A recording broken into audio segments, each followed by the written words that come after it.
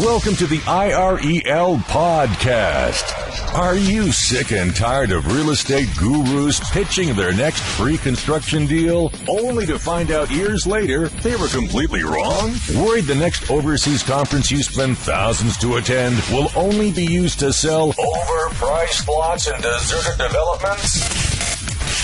Join thousands of other international real estate seekers who are looking for their place in paradise without the sales pitch. Straight from your host, Taylor White. Hey everybody, and welcome to episode 10 of the IREL podcast. I am your host, Taylor White. We have one of the most experienced and knowledgeable guests you will ever come across on the show today with Terry Moran from Moran Real Estate in Lake Arenal, Costa Rica. And we will get the true story on the local real estate scene and have you coming away wanting to investigate its local property market further or cross it off your shortlist entirely and continue listening. Right now from Terry, you will learn why someone who became the youngest real estate broker in the history of the U.S. Virgin Islands decided to move lock, stock, and barrel to Lake Arenal. Exposes what he was thinking the moment he first saw the lake and the world-famous Italian lake he compared it to. Sounds off and gives the most shocking comparisons you may ever hear about Costa Rican beaches. Reveals the exact locations he believes you need to focus on when searching around the lake. Establishes himself as the go-to guy when you listen to what he suggests you invest in today, and much more. And don't forget, if you are listening to this podcast and want to grab Terry's contact details, links on buying or selling Lake Arenal real estate, or any other show notes, head on over to irelpodcast.com/10. That's irelpodcast.com/10. However you want to say Lake Arenal, Lake Arenal, Lake Arenal, Terry will break down this special area of Costa Rica like nothing you have ever heard. My Spanish is still horrible, but in case you can't tell, I'm excited. Let's get Terry on the phone. Hey Terry, it's Taylor White. I'm excited to have you on the IREL podcast today, straight from Lake Arenal, Costa Rica, so we can get to know you personally. Tell us about yourself and where your stomping grounds were before you ended up in Lake Arenal. Thank you, Taylor, for calling, and good morning to you. And I started real estate in the U.S. Virgin Islands with my mother and father and my family. I had two sisters also in the business back in the 1950s. We moved there from Chicago, and my father got into real estate and construction in St. Thomas in the Virgin Islands. And I got into it when I got out of college, and my father, I had no idea what I was going to do, so my father told me to come to the Virgin Islands and to try real estate for a year and see how I liked it, and I did, and I got stuck in it, and I'm one of the few people probably out there that have started in real estate and been involved in the business for my entire The real estate, it runs in my family, as I said, and my father was very good at it. And when he retired, my sister and I took over the business and expanded it from St. Thomas to the entire U.S. Virgin Islands, St. Croix and St. John, then into the British Virgin Islands, and eventually into the entire Caribbean with an aircraft that we had, that we could service the whole Caribbean. And about 15 years ago, I retired, and I moved to St. Bart's, which is in the French West Indies in the Caribbean also. But in living in France, you need to live there for 10 years to get a 10-year visa before you can get a work permit. So I was building homes and selling them, but there was a time lag between the building of the homes and selling them. So I got bored and decided to look at other places where I could be more active, because I really wasn't into any outside activities like fishing or golf or anything like that, and I actually missed working in real estate. So I heard the buzz about Costa Rica, and I decided to come take a look. So that's how I came down to Costa Rica, and I came in 2009, won the first time, and I haven't left since. I've been here the whole time. Awesome, Terry. I have been really looking forward to our talk today when I saw it scheduled, as I earned my real estate license, broker's license, and then bought my first property at the age of 21. So this is exactly my kind of conversation. And so we can get a better idea of you professionally, give us your brief resume leading up to working at Moran Real Estate. Well, my resume starts with Moran Real Estate. Actually, I went to college at the University of Florida and actually studied real estate there, and then I went further to the University of the Virgin Islands and studied real estate there also before I started working. And while I was working, beginning to work with my father and my mother, who were in the business there. So I've been in the business since my early 20s. I think I'm the youngest broker to ever pass the broker's test in the U.S. Virgin Islands.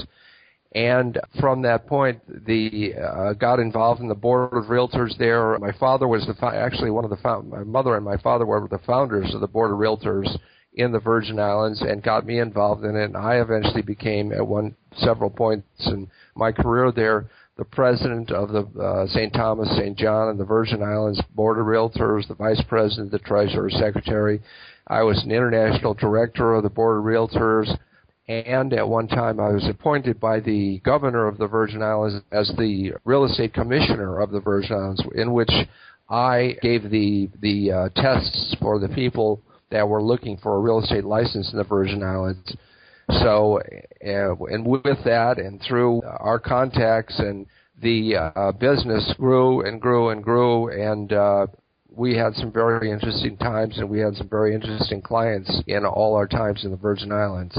Great, Terry. Now we are getting more familiar with who you are, both on a personal and professional level. Let's start to dig into your journey just a little bit.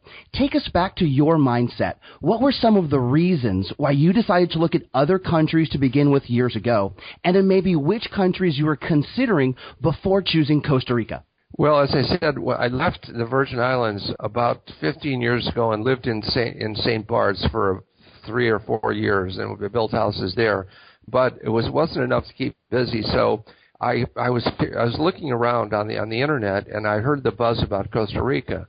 So I decided I sold all that I had in St. Bart's, the house that I had there, and I moved lock, stock, and barrel to Costa Rica for the first time, and landed in San Jose, where I rented an apartment for a year and bought a car. And from that point, I drove coast to coast, border to border in Costa Rica, and looked at virtually every inch of the country. While I was in Costa Rica, I decided to look at the rest of Central and South America. So I went to Nicaragua, I went to Colombia, Venezuela, I went to Brazil, and I came back to Costa Rica. And one of my trips in Costa Rica, one of my searches, I drove up to the Arenal volcano, where it's very famous for its hot springs. And adjoining the volcano and sitting on the border of the lake is the Arenal volcano. So I drove a few minutes past the volcano, and I came to this dam that starts the Lake Arenal. And it actually stopped me in my tracks because I had to stop my car and get out of the car and look at this lake, this incredible lake. It was so beautiful. It reminded me of where I had been in northern Italy and the lake region up there. It looked exactly like Lake Como, only probably 300, 400, 500 years ago. There was almost no development there. So I immediately, in my real estate bones, being in the business my whole life, looked at it and I said, my God, there's nothing here, but I know something's going to happen here. This place is just too beautiful and too undiscovered to sit here the way it is now. There was virtually no development there. The road was unpaved around the lake, and it was like a dry riverbed. There was virtually no boats on the lake, and I said, this is an incredible opportunity. So I found a German developer up here who was building a small development right on the lake, and he was offering these townhouses, lakefront townhouses for sale. And I decided to buy one. So that started my journey to come to Lake Arenal. And I actually lived here for a while And before I got into the business, there was virtually no one here in the business in real estate back in those days. So I dipped my finger into the water, which is either a mistake or a great fortune. It turned out to be a great fortune because before I knew it, I was sucked in all the way, and now I'm back to probably 12 hours a day and 7 days a week again. But this is what I love to do and what I've done my whole life. Terry, listeners and I are always fascinated to learn about which countries people have considered and why. Now, let's delve deeper into Costa Rica as a whole, and then why you chose Lake Arenal in particular versus other popular CR locations like Jaco and Tamarindo. Well, I came from and spent most of my life in the Caribbean, and I don't think there's any more beautiful beaches in the world than in the Caribbean. I mean, some are just absolutely gorgeous. And with the aircraft we had and the business that we did business in real estate all the way from the Bahamas to South America. So I knew virtually every island in the Caribbean, every beach and every town, and I flew around it, and I knew them very well. And you just can't beat the beaches in the Caribbean. So when I came to Costa Rica, I went to the beaches. The beaches in Costa Rica are not that nice, to tell you the truth. Terry, be nice. Well, I'm kidding. People dream of people from Minnesota and from North Dakota, and people have never been to the beach. All they dream about when they think of the tropics is the beach. They want to live on the beach. I've lived on the beach. I've lived right on the best beaches and some of the most beautiful beaches in the world, and I can tell you it's something that you'll probably want to experience, but I don't think you'll want to live there the rest of your life. Number one, it's very hot, it's buggy, and because you're on the beach, and most beaches throughout the world are public, you're going to have people walking right in front of you all day and all night. So I did go to Jaco, and I did go to Tamarindo, and I did go to all the beach towns in Coco and all the beach towns in Costa Rica. Because of all the rivers in Costa Rica and Central America, which spew out effluent and things from the rivers, the beaches in Costa Rica are not white sand beaches. They're brown beaches or gray beaches, and they're not that pretty. And coming from the Caribbean, where you've got views of islands just wherever you look, there's gorgeous views. In Costa Rica and in Nicaragua, Panama, and all the other countries in Central and South America, when you are living on the beach and you look out to sea, when it gets dark, there's nothing to see. It's just black void. In the Caribbean, when it gets dark, there's islands and there's lights and there's all kinds of things going on. So the beaches really didn't impress me here. And the other thing about the beaches in Costa Rica, not negative. I mean, there's some people like the beach, irregardless of what their drawbacks or their good points are. But the beaches in Costa Rica seem to draw a different type of crowd than Lake Arenal and some of the mountains. And I wanted to look for something more peaceful and quiet. So that's why when I saw Lake Arenal, it's a small community up here. There's probably about 300 or 400 expats that live here now, which is a growing community. But it's very quiet up here. There's not much traffic. Everybody knows everybody. And to me, it's one of the most beautiful places I've seen in the world. And I've been around the world twice. And one of the most unique places, too, because not only is it a 35-square-mile pristine, crystal-clear lake, but on the shores of the lake is this semi-active volcano, Lake Arenal, which is erupting almost every day with very small eruptions. So at night you see fireworks from the volcano. I mean, it's a very, very unique place, very undeveloped, and the water is perfect for swimming, about 75 degrees.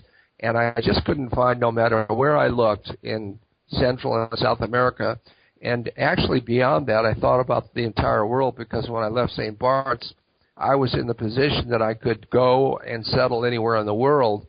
It was probably the most beautiful place, and all things considered, the best place that I could conceive of living for the rest of my life. And I feel that way today after living here for 12 years. Terry, we have gotten to know you both personally and professionally, reasons why you chose Costa Rica and why Lake Arenal speaks to you. But get ready, because now it's time for us to pick your brain on the local real estate scene. And to get the juices flowing, we're going to do a quick round of what I like to call the real estate hot seat, where I ask you 5 rapid-fire questions, and you give me an answer in 15 seconds or less each. Terry, are you ready for the Lake Arenal hot seat? I am ready, yes. What currency is real estate priced in? It's priced in U.S. dollars. Is owning property as a foreigner legal? Yes, we're written into the Constitution of Costa Rica. It's totally legal for any foreigner to own property here.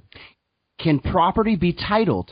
Yes, you can get free and clear title here, except on the coast, where they have a setback. So that's not the coast of the lake, but the coast of the ocean. Both coasts, there is some land there that's owned by the government, and you can get leased property there. But other than that, all the land in Costa Rica is titled, and you can get free and clear title to it, and you can get American title insurance also.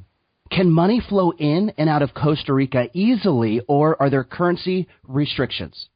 There are no real currency constrictions. With the U.S. government tightening up with money leaving the United States, it's getting a little more difficult to get money out of the United States. The United States, as everyone in the world knows, is basically broke, and they're looking to get whatever money from whoever they can. So they're trying to keep the flow of money from leaving the United States, and it is leaving the United States. But we found there are loopholes to everything, and there are easy ways to get money out of the United States. One of the easiest ways is we use a title insurance company here, of which there are many from the U.S. One is Stewart Title. And if you use Stewart Title, deposit money in the United States in Stewart Title, it's automatically transferred to the Stewart Title office in Costa Rica, and there's no problem whatsoever in getting money out of the United States. And as listeners know, my number one question, Terry, what is your favorite local drink? My office adjoins and is part of the Gingerbread Hotel, which is probably the most famous hotel and restaurant in Costa Rica. And they are very well known they have got a tremendous wine list. And so the wine that they feature mostly in Costa Rica up until now, up until the Caribbean Free Trade Agreement, has been from Chile and Argentina and South America. So there are some very good wines. And what I prefer to drink, to tell you the truth, of the very great wine list they have here in Gingerbread, I've got some favorite wines that I enjoy.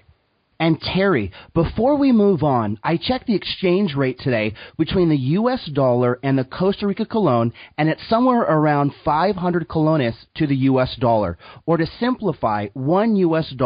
to 500 colones in Costa Rica. If my memory serves me correctly, over the last 10 years or so, it seems to stay fairly consistent between about 475 to 525 colones to the U.S. dollar, which, in the grand scheme of exchange rates, is really consistent.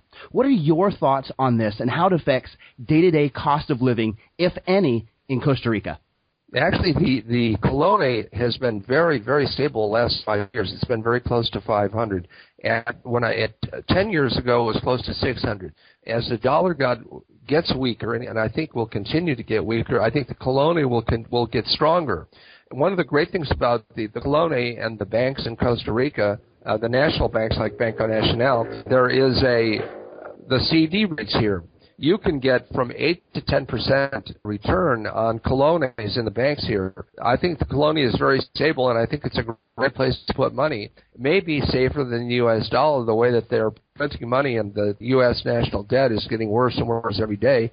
I feel better having money in colones, and I think it's a stable place to have funds if you're here, and there's a lot of Americans that have put their money into colones. Okay, Terry, you can now relax, but just a little, as you are off the Lake Arenal hot seat. But it's time to zero in on the local real estate scene.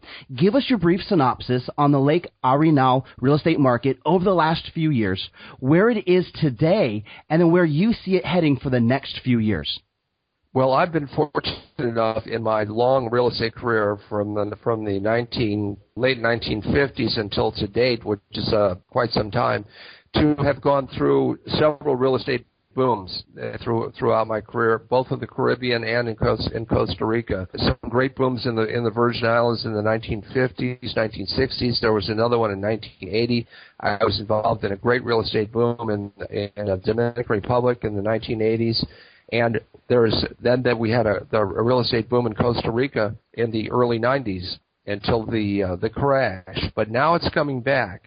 And what I see for Lake Arenal is it's just becoming discovered. The government is doing nothing to promote the lake. They promote the volcano, but they don't do anything to promote Lake Arenal. So what International Living has done is accelerated what is going to happen at Lake Arenal no matter what anybody does.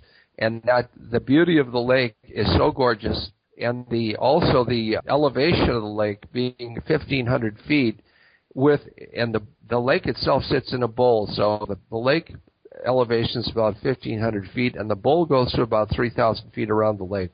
Because of that, the weather here is absolutely ideal. The average mean temperature is about 75 degrees. There's no need at Lake Arenal for air conditioning. So as opposed to the beach where you need air conditioning, all the coastal areas, you need air conditioning in your car and your home almost 24 hours a day, all year long. So what I see for Lake Arenal, I see a 20-year, and I mean a 20-year boom occurring here.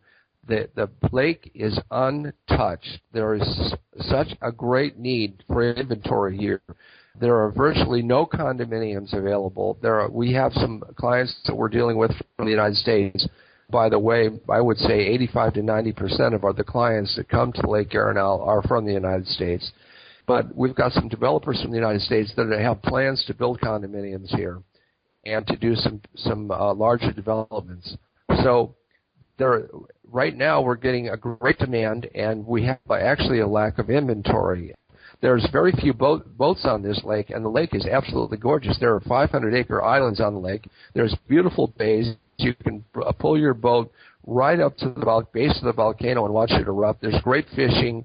It's one of the best windsurfing spots in the whole world. So what I see is a boom that is going to outlast me, and hopefully Moran Real Estate will be here through my wife and my child, and they will continue our 6-year business for the next 60 years. Terry, you have us sold on Costa Rica as a country, Lake Arenal as a location, and then its real estate outlook within the near future. Of course, you don't have a crystal ball. I sure as heck don't. No one does. But that is why I think it's so vitally important to get on-the-ground insight from local real estate professionals. And yes, I just used the words local and on-the-ground in the same sentence to drive home a very important fact. Terry, you are not some newsletter writer who might spend a few days around the lake and then send out emails with hot buys calling yourself an international real estate guru. You are there in the trenches on a daily basis dealing with local buyers, sellers, agents, lawyers, and every facet of the real estate business. Break this down even further for us. Pretend you are Google Maps or Google Street View. What streets, neighborhoods, or parts of the city are we talking about around the lake? Okay, basically the lake is, as I had mentioned, about 35 square mile. It's long and it's thin. It runs east to west. So it's about 22 miles long, and it's about 2 miles wide, roughly. So the north side of the lake is the side of the lake that is being developed now. And there's a road that encircles the lake called the Lakeshore Road. The north side of the lake, where the principal town is Nuevo Arenal, is the hot spot. And that is on that Lakeshore Road. Approximately 50% of all the tourists that come to Costa Rica drive on that road. So a lot of with that, they have the exposure of seeing the lake. And they do that by going to the hot springs at the volcano on their way to the beach or on the way back from the beach to the volcano and then to San Jose. So there's a lot of traffic here. The hot spot for the lake right now is 5 miles east and 5 miles west of Nuevo Arenal. The wind blows basically east and west. So the western end of the lake, which is known for its tremendous windsurfing, is a windy place, and a place that that people may not want to live because the wind can be very strong down there. So the place to live, I think, is right around Nuevo Arenal now. In 10 years down the road, the south side of the lake, you can see it's the same gorgeous views over there. The road is unpaved, but it's something that's going to happen in the future. So right now, it's right around the area where our office is. We're right in the heart of where the growth is happening. Terry, this is a perfect transition because now that we have specific locations in mind, what types of properties do you recommend? And first, let me give you a few brief examples of what I mean. Are we talking about buying pre-construction units for capital appreciation that we flip? Are we talking about buying completed apartments, houses, or office spaces to generate rental income? Or are we talking about buying land to either sell as is or subdivide into smaller tracts? Terry, give us a better idea about what you are talking about and recommending today. Well, I'm talking about and I'm recommending all three of the above because there's so much opportunity here, and there's some great bargains in land, for example, in home sites. We've got home sites here with developers from the United States that have developed property here and introduced tremendous terms. Normal terms to a Costa Rican native that lives here is 50% down and 50% in 1 year. Well, Americans are used to much more lenient terms than that. So we've had some American developers come down here and offer land for as little as 10% down with 10-year terms. And that has been very popular with a lot of buyers that can see the potential and the growth of the land and want to grow with it, and they can afford it because some of these land prices start at under $20,000. So for a couple of $1,000, you can buy a piece of land and pay for it over 10 years at a low interest rate and grow with the lake. And a lot of people have done that. And we've seen in the last couple of years, people have bought land in the right location with the right view and the right topography and turned it over for 100% profit. That doesn't happen every time, but the potential is there if you shop to find land like that. There are also the buyers out there that are buying winter homes down here, or they're buying retirement homes where they're going to move here full time. There's quite a bit of that. And what is driving our economy here is basically the trouble that the United States is experiencing right now, and I think will continue to experience, in the printing of dollars up there, which can't continue, the tremendous debt that they're building up, the lack of jobs.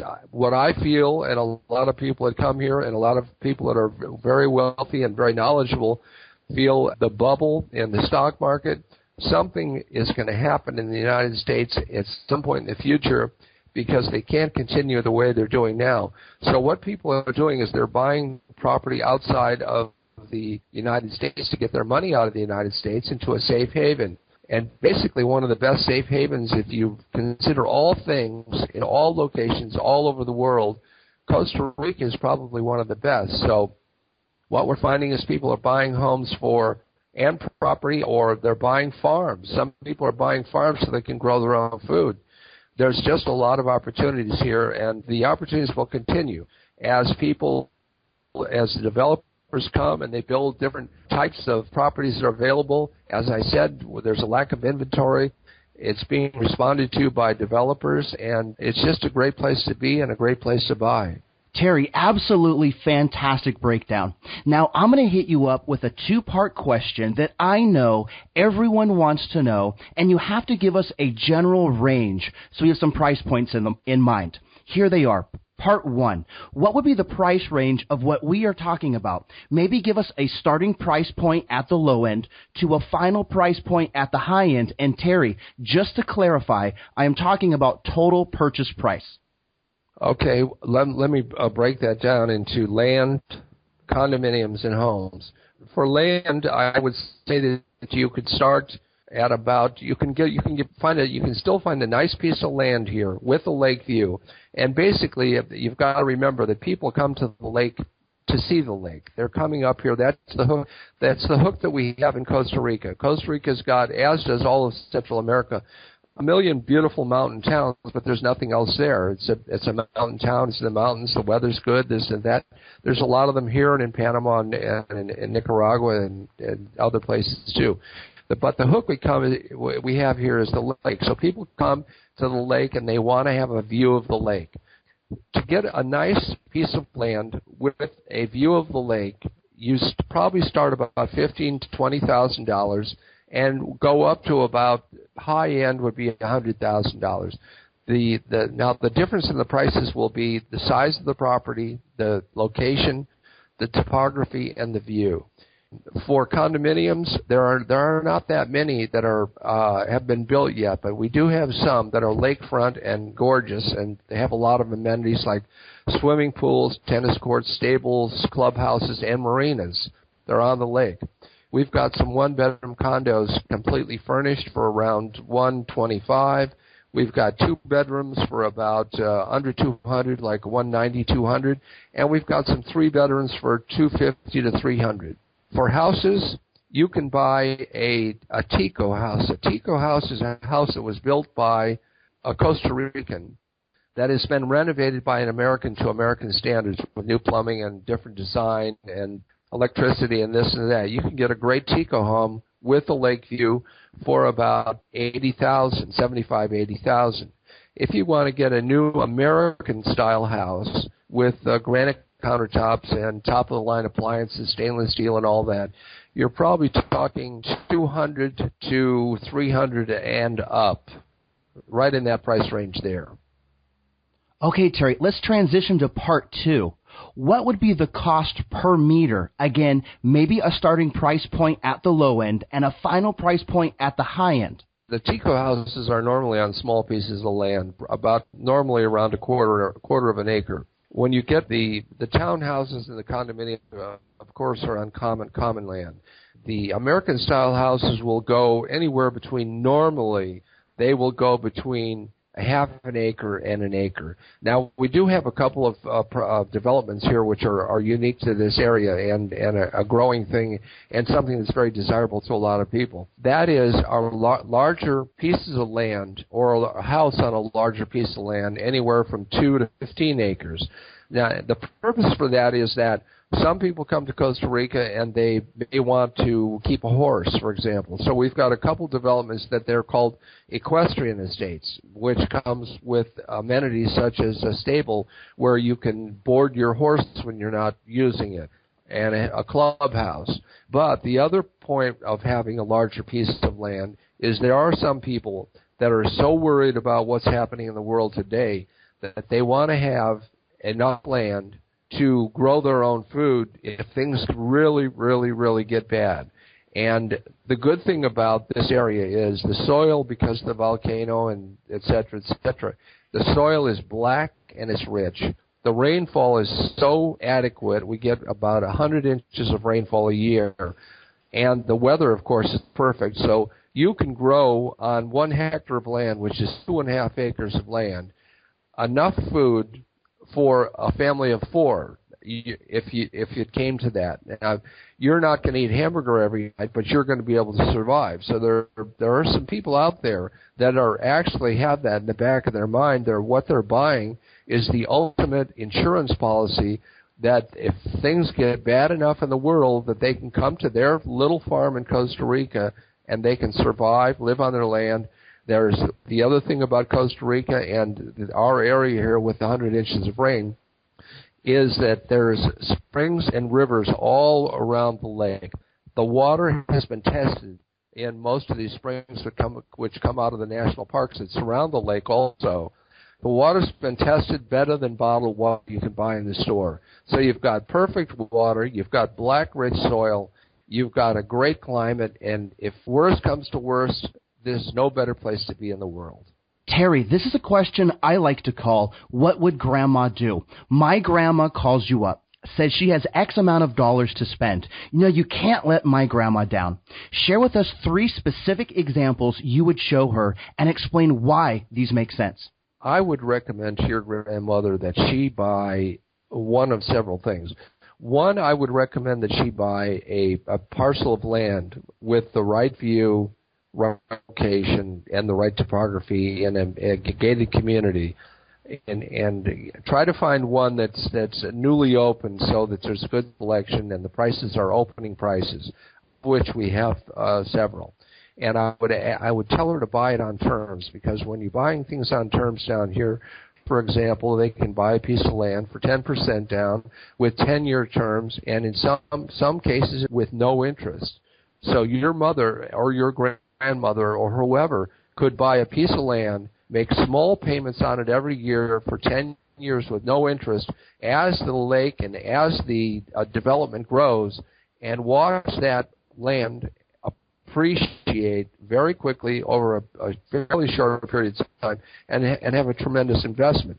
The other possibility that I could recommend for your grandmother is that she buy a home at the right price. This will give her the advantage of coming down here if she lives in Chicago or Milwaukee in the wintertime for a couple of months to the worst bitter months of the year and live in her house. And in the meantime, the rental market here is very good through VRBO and the new company called Airbnb and several others. And you can rent your house and get a great occupancy, so you actually get a return on your property when you're not using it. We've got in our office a very, very good rental manager, and we manage about 20 homes and do very well for them. So I would recommend your grandmother probably one of those two. Terry, we are laser focused on specific areas of the lake. We know our starting price point. We have an idea of cost per square meter. We have 3 specific examples which are good enough even for grandma. Now let me ask you an obvious question. How do we buy? Do we need to come in with all cash, whether that's from our checking account, home equity line of credit, or retirement funds? Or can we come in with a certain percentage down and get local financing from a bank or credit union? Well, banks, you've probably heard and you probably know, in Central and South America are very difficult to deal with. Not impossible, but difficult. If you go to the bank and you go through the long process of trying to obtain a loan, the interest rates are going to be much higher than they are in the United States. So if you're buying something that you need to get financing from other than a seller here that offers financing, you're better to get a home equity loan or from your savings in the United States or wherever you're coming from, rather than try to get a loan here. However, to address that, the Americans are the people that are developing the property here. They're buying and developing the property because the buyers are American. So recognizing that there's little or no financing available, they're offering financing. Almost every piece of land that we have for sale here that's American-owned and sold by American offers financing. Anywhere between, the norm is between 10 and 20% down, and 5 and 10 years on the term. Also recognizing that home sellers, many of the home sellers here will offer terms and owner financing on their homes, because otherwise it makes it very difficult for a buyer to buy. They've got to have all cash, and recognizing that the banks are very difficult to deal with. So they will offer various types of terms. They're open to negotiation, sometimes with a 20-year amortization with a balloon someplace. But that's the way that you can do it. You can get around it. We've got clients all the time that are looking for homes with owner financing, and they are available. Okay, Terry, anyone who has ever owned real estate can tell you, you need to have a money exit strategy in place even before you buy. It's something what I like to call, where's the cheddar? You are buying the property to do what with it to make some money. So, Terry, where's my cheddar? Your cheddar is buying it, of course, like anywhere, buying at the right place at the right time. In buying prime property in an opening development with the opening prices, and here at the lake, that involves what you need to have is a tremendous lake view. If you've got a view of the lake, a view of the volcano, and a view of the sunset, which you can in some locations, you've got everything. The other thing is, from time to time, we get property available that is actually lakefront. If you can buy lakefront land, which we have, that's always at a premium. And if you can buy it at the right price, hold on to it for a short period of time, As I had mentioned before, we've sold property within 1 year for 100% of profit. You've just got to, like anywhere in the world, you've got to shop and find good values and rely on a good broker. I tell anybody in any place, because I've been in business in many different countries in the Caribbean and in Costa Rica, the most important things that a buyer needs to do when he goes to a foreign country is you've got to find a good, reliable real estate broker. Secondly, you've got to find a great, reliable real estate attorney. If you've got a good attorney and a good broker, they're going to guide you in the right place and put you in a good place, and you're going to get a good buy, you're going to be safe, and you're going to make money. Terry, I wanted to thank you for taking the time to share with us about Lake Arenal real estate. We have heard about your journey, why you chose Costa Rica, exact areas around the lake to focus on, price points to look out for, specific examples good enough even for grandma, a money strategy to purchase, and then what we might do with it after the fact to make some cheddar. Unfortunately, it's time to say goodbye. But before we do, share with us easy ways to get a hold of you, any parting advice you might want to share, and then let's say goodbye.